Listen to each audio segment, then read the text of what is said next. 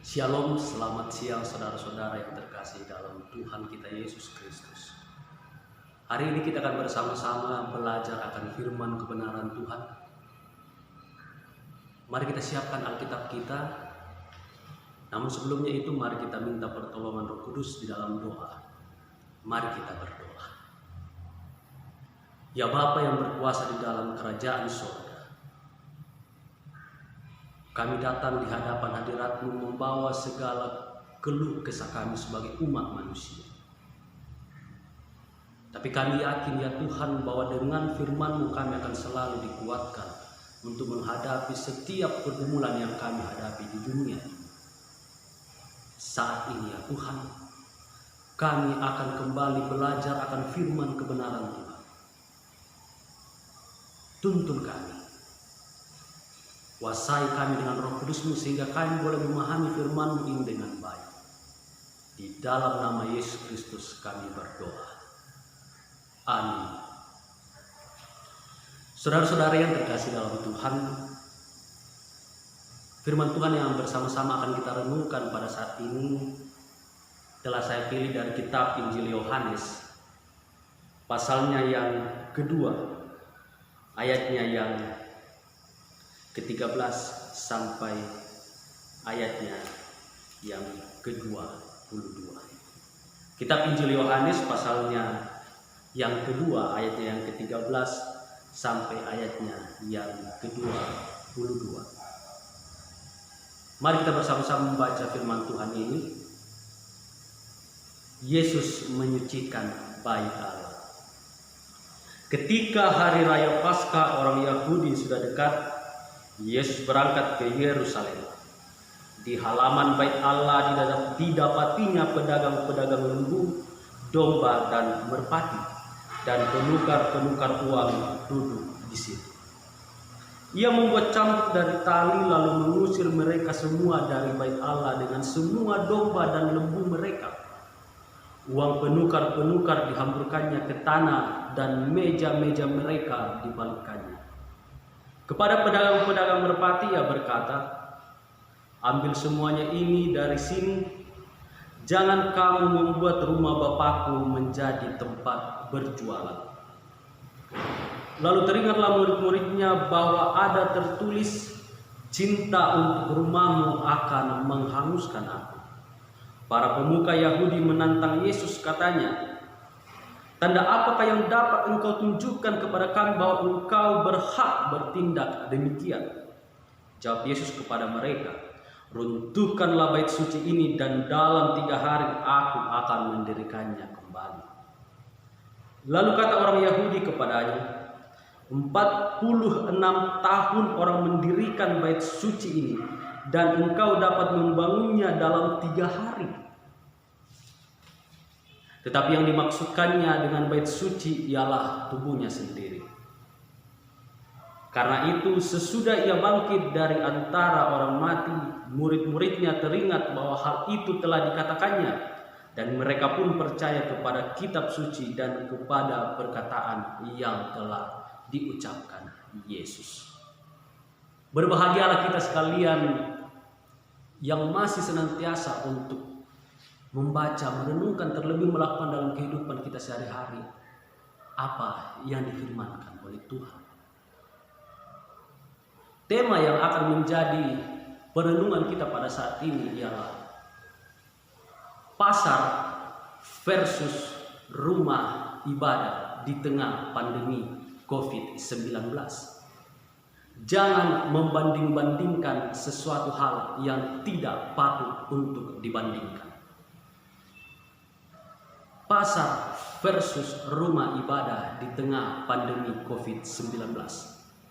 Jangan membanding-bandingkan sesuatu hal yang tidak patut untuk dibandingkan. Saudara-saudara yang terkasih dalam Tuhan, beberapa waktu yang lalu pemerintah Kabupaten Tanah Toraja mengeluarkan satu surat edaran yang mengatakan bahwa pasar boleh kembali dibuka. Hal ini menimbulkan banyak pro dan kontra di kalangan masyarakat. Ada yang mengatakan kenapa pemerintah harus mengeluarkan sebuah surat edaran yang mengatakan pasar boleh dibuka sedangkan rumah ibadah tidak boleh dibuka. Padahal selaku orang percaya kita pada saat ini, tentunya kebutuhan untuk beribadah di rumah ibadah adalah satu hal yang sangat kita rindukan saat ini. Tapi mengapa lalu pasar yang dibuka sedangkan rumah ibadah tidak? Saudara-saudara yang terkasih dalam Tuhan, ada satu hal yang mesti kita pelajari bersama-sama dari mengapa pemerintah mengeluarkan surat edaran tersebut. Di awal tema kita mengatakan pasar versus rumah ibadah. Jangan membanding-bandingkan dua hal yang sepatutnya tidak patut untuk dibandingkan. Melalui pembacaan kita pada saat ini dari Injil Yohanes, kita diajarkan untuk tidak boleh membandingkan pasar dengan rumah ibadah, karena seyogianya dua hal ini memiliki fungsi yang berbeda. Kita tahu pasar gunanya untuk apa?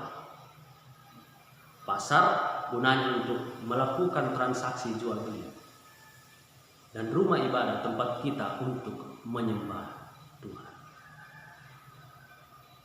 Sebagai orang yang diberi akal sehat oleh Tuhan, kita juga harus menggunakannya dengan penuh hikmat untuk dapat memahami hal tersebut. Ada satu hal yang bisa dilakukan di pasar tetapi tidak bisa dilakukan di rumah ibadah. Itu hal yang patut kita renungkan bersama.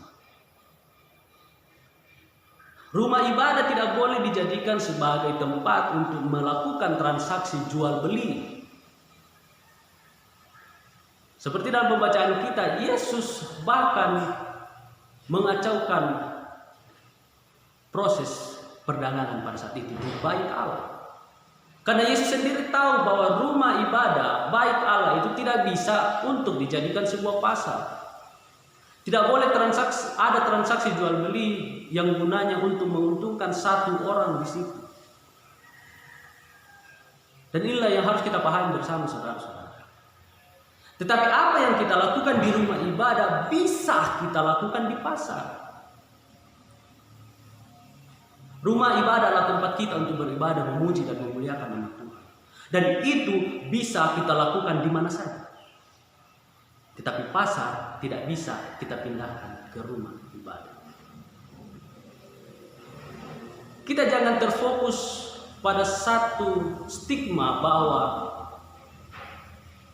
ibadah itu hanya boleh dikatakan ibadah jika kita melakukannya di gereja. Tidak, hilangkan stigma itu saudara-saudara. Ibadah bisa kita lakukan di mana saja. Kesampingkan stigma yang mengatakan bahwa ibadah itu adalah ketika kita mengikuti susunan liturgi yang sudah ada. Di dalamnya ada berhimpun menghadap Allah, pengakuan dosa, pemberitaan firman, respon jemaat, itu baru dikatakan dengan ibadah. Ibadah bisa kita lakukan di mana saja, bahkan termasuk di pasar sekalipun. Ibadah adalah keseluruhan dari kehidupan kita. Jadi dua hal ini memang tidak patut untuk dibandingkan satu dengan yang lain. Karena memang dua hal ini tidak bisa untuk kita bandingkan. Kenapa? Karena keduanya mempunyai fungsi yang berbeda. Keduanya mempunyai konteks yang berbeda dalam hal penggunaannya. Mari kita mencoba untuk membandingkan sesuatu yang bisa untuk dibandingkan. Seandainya kita mengatakan seperti ini, kenapa kios A terbuka sedangkan kios B tertutup, dilarang oleh pemerintah? Itu dua hal yang bisa kita bandingkan karena tujuannya dan konteksnya adalah dua hal yang sama, tempat untuk melakukan transaksi jual beli. Atau kita membandingkan, kenapa kok masjidnya saudara-saudara kita di Muslim boleh dibuka untuk beribadah, sedangkan gereja tidak boleh dibuka untuk beribadah? Itu yang bisa kita bandingkan karena tujuannya masjid dan gereja adalah dua hal yang sama-sama untuk beribadah. Jadi pasar dan rumah ibadah tidak bisa kita bandingkan. Transaksi jual beli yang sering kita lakukan di pasar tidak bisa kita pindahkan ke dalam gereja. Kita tidak bisa menggunakan gereja sebagai sebuah pasar. Tetapi apa yang kita lakukan di dalam gereja, yaitu beribadah, memuji dan memuliakan nama Tuhan, itu bisa kita lakukan bahkan di pasar sekalipun. Ketika kita berdoa, itu sudah salah satu bentuk ibadah. Dan doa bisa kita lakukan di mana saja.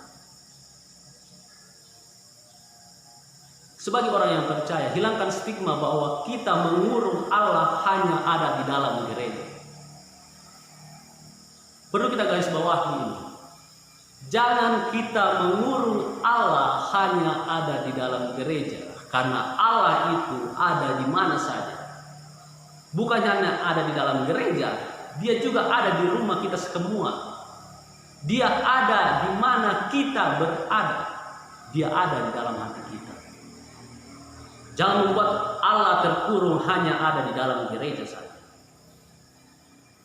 Saudara-saudara yang terkasih dalam Tuhan, menghadapi pandemi COVID-19 ini, mari kita gunakan akal dan pikiran kita dengan penuh hikmat untuk melihat sesuatu dengan baik. Pasar dan rumah ibadah, jangan pernah membandingkan hal itu. Pemerintah sudah pasti mempunyai pemikiran-pemikiran dan strategi mengapa mengeluarkan surat edaran. Dan tidak mungkin pemerintah mau membuat itu untuk merugikan warganya sendiri. Mari kita bersama-sama dengan pemerintah, bersama dengan gereja, tokoh-tokoh masyarakat untuk bersatu melawan penyebaran COVID-19. Sehingga dengan kita bekerja sama melakukan semuanya itu, COVID-19 akan berlalu, dan apa yang menjadi kerinduan kita untuk beribadah di gereja itu akan segera tercapai. Karena saya yakin kita semua merindukan hal itu. Saya pun merindukan hal itu untuk beribadah di gereja. Jadi mari kita bersama-sama berhikmat untuk mengerti setiap hal yang ada di depan kita. Terpujilah nama Tuhan. Haleluya. Amin. Mari kita satu dalam doa.